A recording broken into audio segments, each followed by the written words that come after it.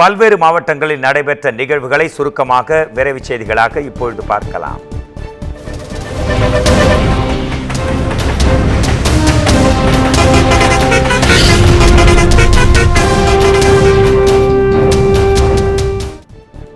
திருப்பத்தூர் மாவட்டம் நாட்றாம்பள்ளி அருகே மேல்நிலை நீர்த்தேக்க தொட்டியிலிருந்து பொதுமக்களுக்கு விநியோகிக்கப்படும் குடிநீரில் இறைச்சி கழிவுகள் கலந்து வந்ததால் பெரும் பரபரப்பு ஏற்பட்டது. முத்தானூர் பகுதியில் உள்ள மேல்நிலை நீர்த்தேக்க தொட்டியானது முறையாக பராமரிப்பின்றி பொதுமக்களுக்கு குடிநீர் விநியோகம் செய்யப்பட்டு வருவதாக தெரிகிறது. இந்நிலையில் அப்பகுதி மக்களுக்கு விநியோகம் செய்யப்பட்ட குடிநீரில் கோழி இறைச்சி மற்றும் இறகுகள் கலந்து வந்ததால் மக்கள் அதிர்ச்சி அடைந்தனர். இதுகுறித்து ஊராட்சி மன்ற தலைவருக்கும் வார்டு மெம்பருக்கும் தகவல் தெரிவிக்கப்பட்டும் எந்தவித நடவடிக்கையும் எடுக்கப்படாமல் இருந்தது. இந்நிலையில் மேல்நிலை நீர்த்தேக்க தொட்டியை துறை சார்ந்த அதிகாரிகள் உடனடியாக சுத்தம் செய்து அசம்பாவிதங்கள் நடைபெறும் முன்னர் நடவடிக்கை மேற்கொள்ள வேண்டுமென அப்பகுதி மக்கள் கோரிக்கை விடுக்கின்றனர்.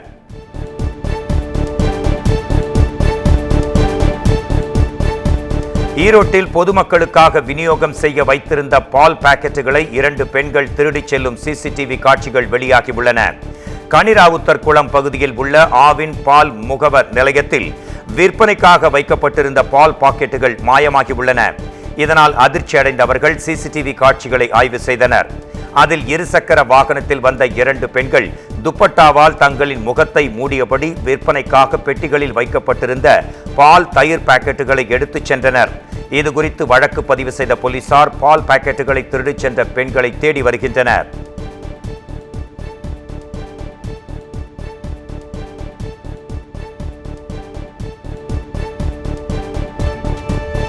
தஞ்சையில் நடைபெற்ற திருமண விழாவில் தங்கள் சிறு வயதில் சாப்பிட்ட தின்பண்டங்களை 70s கிட்ஸ் போட்டி போட்டு ஆர்வத்துடன் வாங்கி ஒரு பிடித்தனர். தஞ்சையில் நடைபெற்ற அதிமுக தொண்டர் இல்ல திருமண விழாவில் அதிமுக பொதுச் செயலாளர் எடப்பாடி பழனிசாமி கலந்து கொண்டு மணமக்களுக்கு பூங்கொத்து வழங்கி வாழ்த்தினார். இவ்விழாவில் 1970 மற்றும் 1980 ஆண்டு காலகட்டத்தில் பெட்டி கடைகளிலும் திருவிழாக்களிலும் கிடைத்த கமர்கட், தேன் மிட்டாய், ஜவ்வு மிட்டாய் உள்ளிட்ட அன்றைய தின்பண்டங்கள் தனித்தனியாக ஸ்டால் போடப்பட்டு வழங்கப்பட்டன. இவற்றை பார்த்த 70s கிட்ஸ் போட்டி போட்டுக்கொண்டும் முண்டியடித்துக் கொண்டும் அதீத ஆர்வத்துடன் அதனை வாங்கி ருசி பார்த்தனர். கிருஷ்ணகிரி மாவட்டம் பர்கூர் அருகே அதிவேகமாக சென்ற அரசு பேருந்து காரின் மீது மோதி விபத்து ஏற்படுத்தும் சிசிடிவி காட்சிகள் வெளியாகியுள்ளன. வாணியம்பாடி பகுதியைச் சேர்ந்த முகமது ஃபயாஸ் தனது குடும்பத்தினருடன் காரில் பயணம் சென்றார்.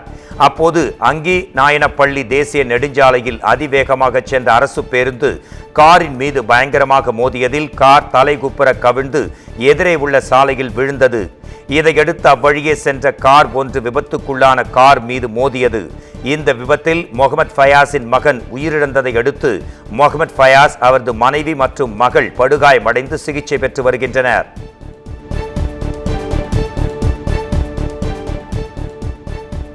திருப்பூரில் ஆன்லைனில் இயர்போன் ஆர்டர் செய்தவருக்கு பவுடர் டப்பா வந்ததால் அவர் மிகவும் அதிர்ச்சி அடைந்தார்.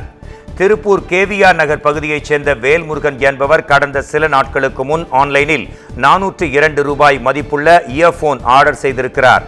இந்நிலையில் வந்த பார்சலை பிரித்து பார்த்தபோது அதன் உள்ளே 30 ரூபாய் பவுடர் டப்பா இருந்ததால் அவர் அதிர்ந்தார்.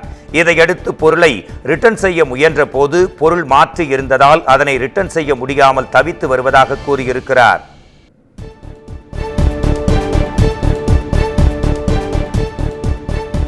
திருப்பத்தூர் மாவட்டம் ஆம்பூர் அருகே வன விலங்குகளை வேட்டையாட நாட்டு துப்பாக்கி மற்றும் நாட்டு வெடிகுண்டை நிலத்தில் மறைத்து வைத்திருந்த 2 பேரை காவல்துறையினர் கைது செய்தனர். ராளகொத்தூர் பகுதியைச் சேர்ந்த மஞ்சுளா என்பவருக்கு சொந்தமான விவசாய நிலத்தில் மேய்ச்சலுக்காக கட்டி வைத்திருந்த மாடு நாட்டு வெடிகுண்டை எதிர்பாராத விதமாக கடித்ததில் தாடை கிழிந்து பரிதாபமாக உயிரிழந்தது. இதையடுத்து வனவிலங்குகளை வேட்டையாடுவதற்காக நாட்டு வெடிகுண்டை புதரில் மறைத்து வைத்தவர்கள் குறித்து போலீசார் விசாரணை மேற்கொண்டு வந்தனர். இந்நிலையில் குப்புராஜபாளையம் பகுதியைச் சேர்ந்த சதீஷ் மற்றும் அங்கியாப்பள்ளி பகுதியைச் சேர்ந்த சீனிவாசன் ஆகியோரை காவல்துறையினர் கைது செய்தனர்.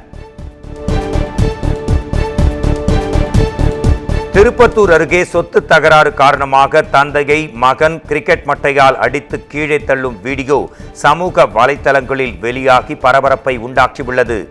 ஜங்கலாபுரம் பகுதியைச் சேர்ந்த அப்பாவு தனது சொத்துக்களை இரு மகன்களுக்கும் சரிசமமாக பிரித்து கொடுத்திருக்கிறார்.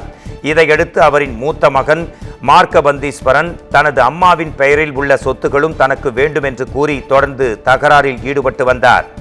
அதனைத் தொடர்ந்து தந்தைக்கு தெரியாமல் தாயாரை அழைத்துச் சென்று தனது பெயரில் சொத்துக்களை பதிவு செய்திருக்கிறார். இது குறித்து தந்தை கேட்டதால் ஆத்திரமடைந்த மகன் தந்தையை கிரிக்கெட் மட்டையால் தாக்கி கீழே தள்ளினார். இச்சம்பவம் குறித்து போலீசார் வழக்கு பதிந்து விசாரணை மேற்கொண்டு வருகின்றனர். தென்காசி மாவட்டம் பழைய குற்றாலத்தில் ஊராட்சி மன்ற தலைவர் மற்றும் மகன் மருமகன் ஆகியோர் முன்விரோதம் காரணமாக 2 பேரை தாக்கிய சம்பவம் பெரும் பரபரப்பை உருவாக்கியுள்ளது.